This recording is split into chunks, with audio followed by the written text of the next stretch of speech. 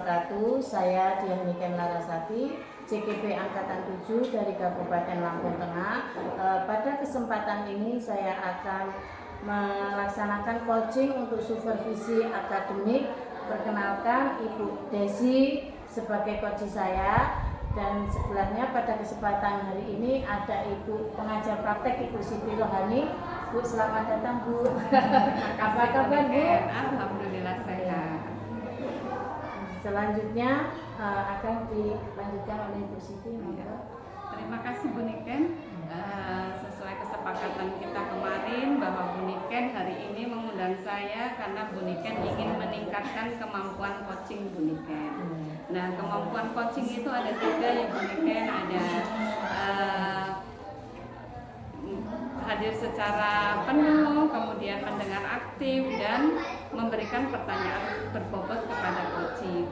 Nah, dari 3 kompetensi itu secara spesifik yang akan Ibu Niken tingkatkan kompetensinya itu yang mana? Saya mungkin di sini ya Bu ya, cara pembuatan pertanyaan yang berbobot. Iya. Jadi Ibu ingin menanyakan kepada coach dengan pertanyaan yang berbobot. Nah, kira-kira indikatornya apa bahwa pertanyaan-pertanyaan Bu Niken itu berbobot? Mungkin pertanyaan itu dapat menggali dari si coach itu ya Bu ya. Dia bisa bercerita dengan bebas, maksudnya bebas dalam artian bisa leluasa menceritakan apa yang dihadapi beliau si coach. Permasalahan yang ada di kelasnya, dalam sekolahnya, begitu ya Bu. Kemudian si coach ini bisa kira-kira apa setelah itu dia dapat meningkatkan kompetensi dirinya untuk memperbaiki apa yang telah terjadi itu Bu. Apa yang udah dilakukan, kalau ada perlu perbaikan nanti diperbaiki. Apakah ada lagi Bu Niken selain itu?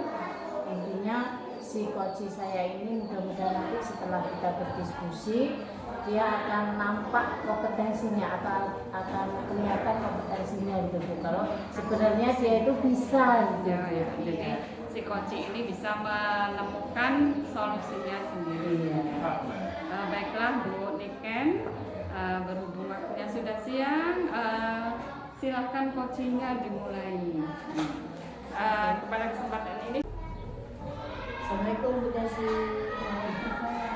Apa kabar Bu Desi? Alhamdulillah sehat ya Bu ya. Semangat dong Bu. Kemarin kita sudah melakukan 2 kegiatan, yaitu pra-observasi dan observasi ya Bu ya.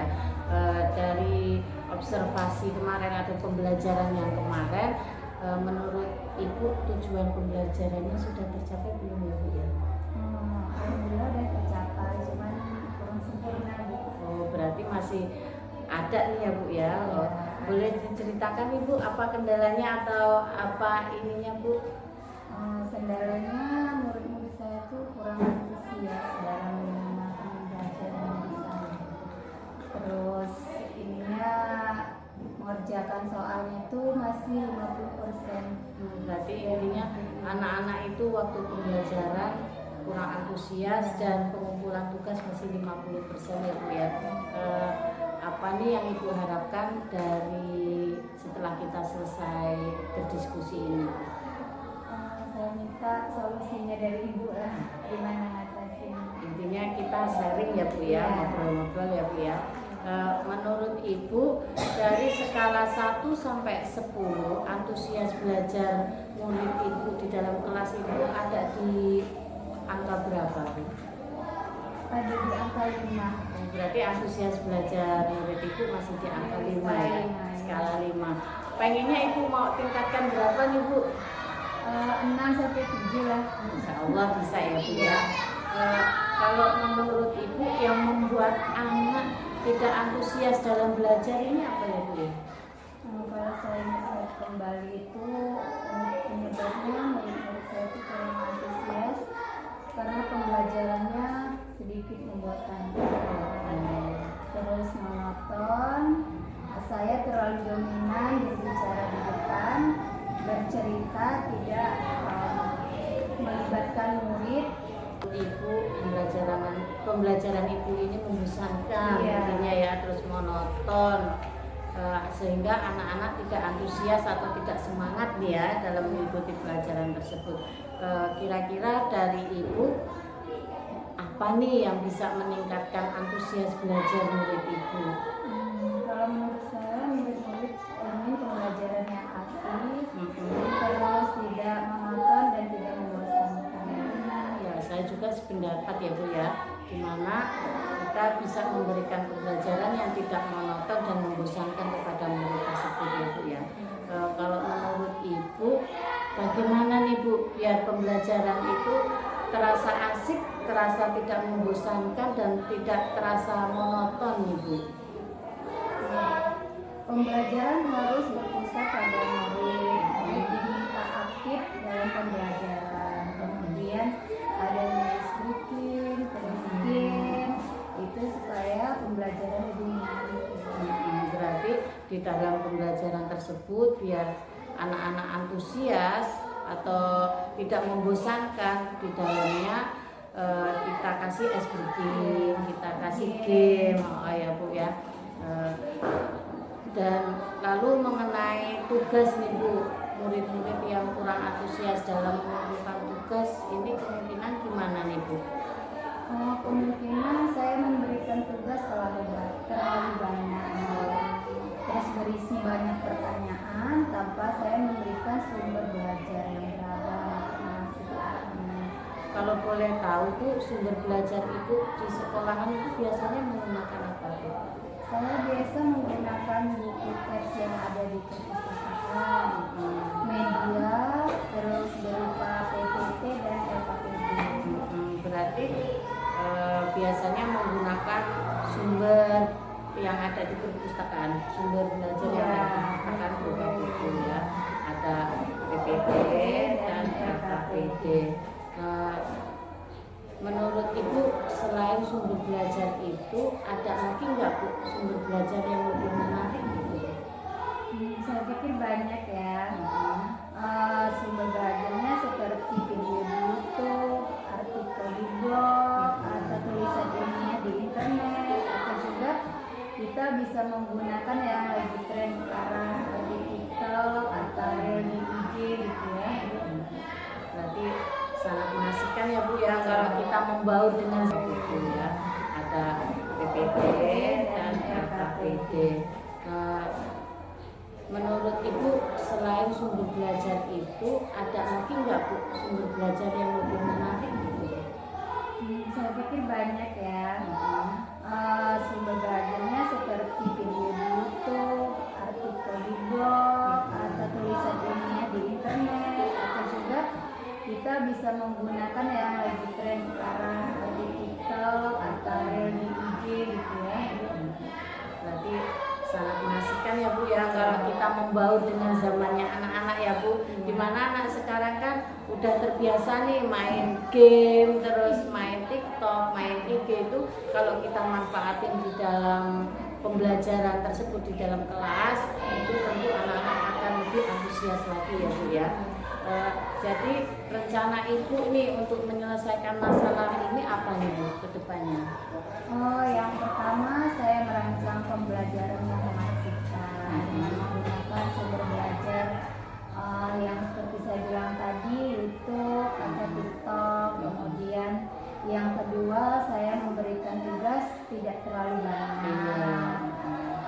Kemudian tugasnya sesuai dengan minat dan bakat murid-murid saya. Istilahnya saya bisa melaksanakan pembelajaran diferensiasi lah ya Bu ya, atau berpihak pada murid sehingga murid terkesan tidak bosan, terus tetapi mereka memang senang mengerjakan tugas, misalnya menggunakan drama, lagu, puisi, laporan digital. Ya benar sekali, berarti penugasan itu nggak kayak zaman dulu ya Bu, cuman ayo kerjakan soal, ayo ini. Penugasan kita bisa pakai drama, suruh bikin puisi, bahkan menggunakan laporan digital pun bisa ya Bu ya. Laporan memakai TikTok atau YouTube, link YouTube kayak gitu, pengumpulan tugas ya Bu ya. Kalau menurut saya itu sangat mengasihkan ya Bu ya. Untuk rencana Ibu nih, apa komitmennya Bu biar dapat terlaksana Bu? Saya berkomitmen untuk membuat rencana pembelajaran yang mengasihkan, terus banyak sumber belajar yang eksplorasi materi sehingga murid-murid saya dapat menjalankan merdeka belajar. Dan saya akan membuat murid-murid saya senang dalam kegiatan eksplorasi. Mudah-mudahan apa yang menjadi komitmen itu bisa terlaksana ya Bu ya. Kemudian Bu, siapa nih yang bisa mengingatkan atau membantu Ibu dalam melaksanakan rencana Ibu ini? Yang pertama kepala sekolah, terus rekan-rekan guru yang bisa. Berarti ada kepala sekolah, ada juga rekan guru ya Bu ya, yang bisa kita ajak berkolaborasi bersama untuk memberikan pembelajaran yang berdiferensiasi intinya ya Bu ya. Kemudian Ibu, kapan nih rencana ini akan dilaksanakan? Saya kira di tahun ajaran baru, karena kalau ini tahun ini tidak bisa. Minggu depan kita kan semester. Oh iya betul, minggu depan udah semester ya Bu. Mudah-mudahan tahun ajaran depan kita bisa ya Bu ya memberikan pembelajaran yang berdiferensiasi buat anak-anak kita. Dari percakapan kita ini Bu, adakah yang bisa disimpulkan? Iya. Yang dapat saya simpulkan bahwasanya agar kita dapat meningkatkan antusias belajar ini, saya harus membuat pembelajaran yang mengasihkan, menggunakan sumber belajar yang eksplorasi, terus sehingga murid-murid saya dapat menjalankan merdeka belajar. Saya juga saya senang dalam kegiatan eksplorasi tanpa paksaan, terus akan saya serahkan pembinaan belajarnya pada murid-murid saya. Semoga apa yang menjadi rencana Ibu terlaksana ya Bu ya. Amin. Terima kasih atas waktunya Bu.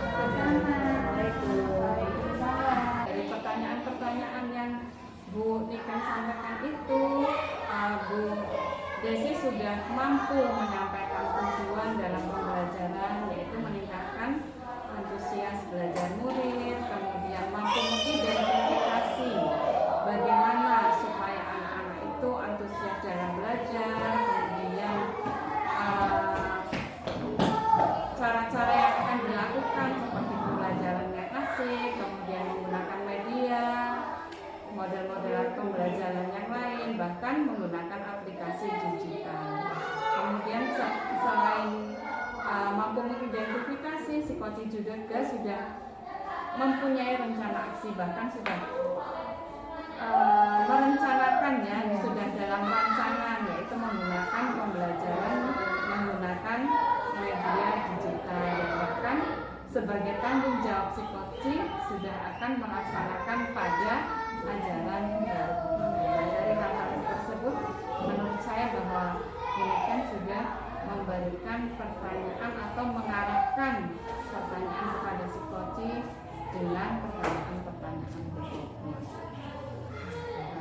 Kemudian dari Koci ini, kira-kira rencana Bu Niken ke depan itu apa? Rencana tindak lanjutnya itu apa? Rencananya setelah diskusi ini Bu, saya ke depannya nanti insya Allah akan apa ya Bu, ini kan ada sertifikasi, mudah-mudahan nanti ada desi-desi lainnya yang mau sharing lah intinya apa sih masalah dia di kelas gitu Bu. Jadi nanti banyak teman yang nggak cuma diem, intinya kalau dia punya masalah di kelas dia cuma diem, nggak mau mencari solusi gitu loh. Nanti insya Allah saya juga akan lebih terus mencoba lagi mempraktekkan praktek Koci ini biar teman-teman yang lainnya, desi yang lainnya nampak loh. Jadi proses pembelajaran ketika pada siswa dan sebagai guru kita selalu meningkatkan kemampuan kita sebagai guru. Ada lagi Bu Niken? Cukup, kalau sudah cukup baiklah. Cukup sampai di sini, kita bertemu lagi pada pertemuan pendampingan individu. Kalau begitu saya permisi ya, Bu Ipen, Bu Desi. Terima kasih. Assalamualaikum